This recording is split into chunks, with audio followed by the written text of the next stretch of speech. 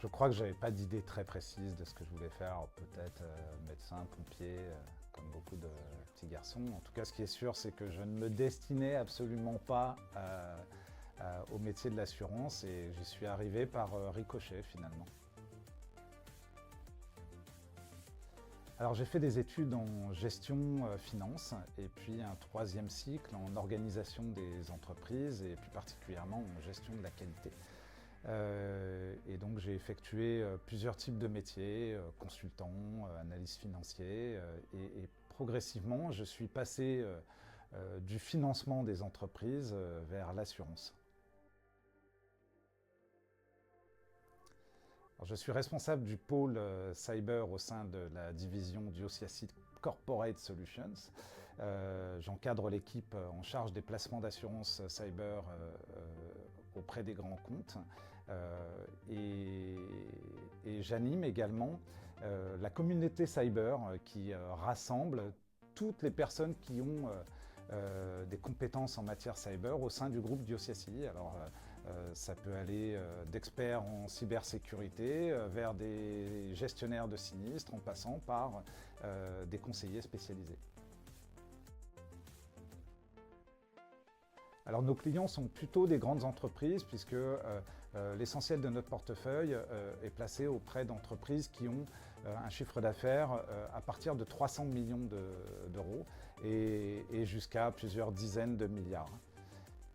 Et elles sont tous secteurs d'activité confondus et je trouve que c'est vraiment l'intérêt de notre job, c'est de pouvoir comprendre quels sont les enjeux de notre matière dans des entreprises, qu'elles soient industrielles, des entreprises de services, de très grande taille, de moyenne taille. Alors, la première étape, c'est de comprendre qui ils sont et ce qu'ils font.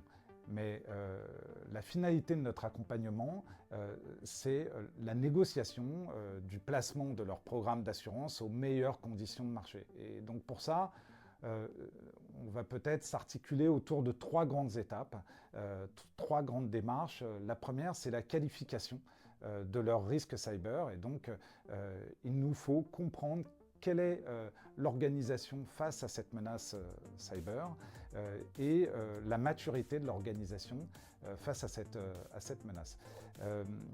Le deuxième axe de travail, c'est la quantification.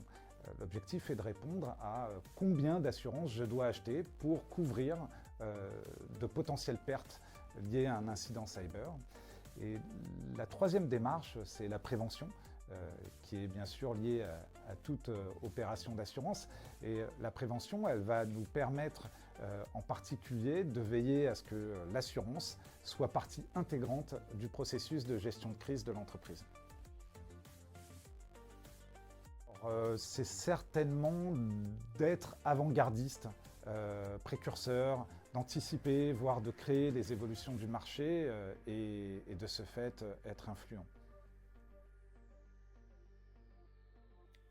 Alors moi, j'adore me mettre à la place de mes clients et comprendre quelles sont leurs problématiques, et ce, dans un cadre qui peut être industriel, auprès d'une entreprise de services, de technologie, etc. Et donc, mon objectif, et ça correspond complètement à ce que j'aime faire, c'est transposer en fait mon savoir-faire spécifique pour trouver les meilleures solutions possibles sur le marché de l'assurance. Alors je vais peut-être paraître convenu, mais c'est l'évolution de l'équipe. Le fait est qu'au sein de l'équipe, nous sommes arrivés à peu près en même temps dans le département risque financier du groupe d'Iociacid et nous avons tous grandi ensemble et je suis très fier du résultat que nous avons atteint collectivement. Je crois vraiment que c'est la créativité des courtiers et du marché de l'assurance. L'idéaliste que je suis voudrait que les nouvelles technologies nous permettent de, paradoxalement, nous concentrer sur les facteurs humains et donc, à titre professionnel, apporter des solutions qui n'existaient pas auparavant et permettent de nous orienter vers des relations humaines plus intéressantes. Et puis à titre personnel, j'espère un monde meilleur pour mes enfants, tout simplement.